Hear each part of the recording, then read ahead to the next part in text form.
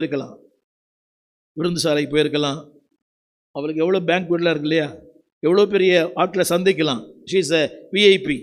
நிறைய பேர் சந்திக்கிற வாய்ப்பு இருக்கிறது. ஆனால் அவள் சந்திக்க வேண்டிய ஒரே ஒரு நபர் சாலமோன் தான்.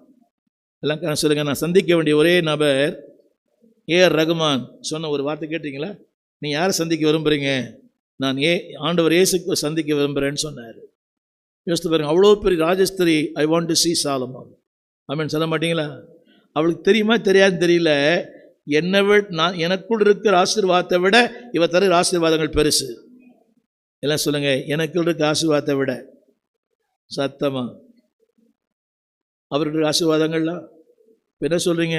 உங்களுக்கு என்ன பாஸ்டர், நான் சொல்கிறேன் ஒருத்தர்கிட்ட 32,000 ரூபா ஃபீஸ் ஆகிடுச்சின்னு.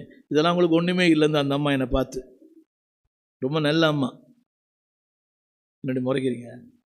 32,000லாம் ஒன்றுமே இல்லைன்னு அந்த அம்மா. சரி வேண்டாம், நான் ஒரு பைசாவையும் யோசிச்சு தான் செலவு பண்ணுறது. ரைட், சொல்லுங்கள் எல்லாரும். அவருடைய பாதங்கள் எங்கே போகுது? ஆமேன். நிறைய பேர் பாதை எங்கே போயிருது இன்னைக்கு சாயங்காலம்? புரியல. மூன்றாவது யாரோட பேசுகிறா? கவனிங்க, வேறு அந்த வார்த்தையில் வேறு ஒன்றை பற்றி பேசலை. கவனிங்க எல்லாரும், இதை பற்றி பேசலை. 6ஆம் வசனம் ராஜாவை நோக்கி எல்லாம் சொல்லுங்கள், உம்முடைய வர்த்தமானங்கள் எல்லாம் சொல்லுங்கள். ராஜா கிட்ட என்ன தான் பேசுகிறாரு? அவரை பற்றி மட்டும் தான். தெரியுமா ஆண்டவரே, அந்த அம்மா இன்னைக்கு ரொம்ப பாடுபடுத்துச்சு. நான் சபைக்கு போனேன், எனக்கு சோத்திரமே சொல்லவில்லை.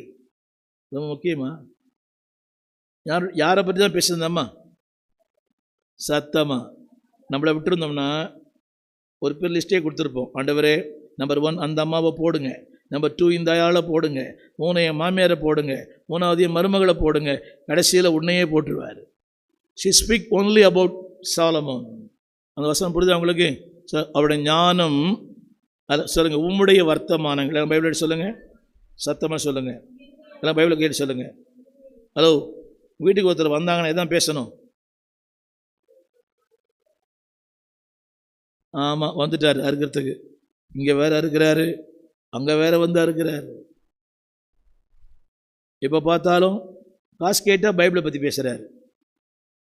ரெண்டு பேருக்கிறீங்க, காசு கேட்டதை பற்றி பேசுகிறாரு.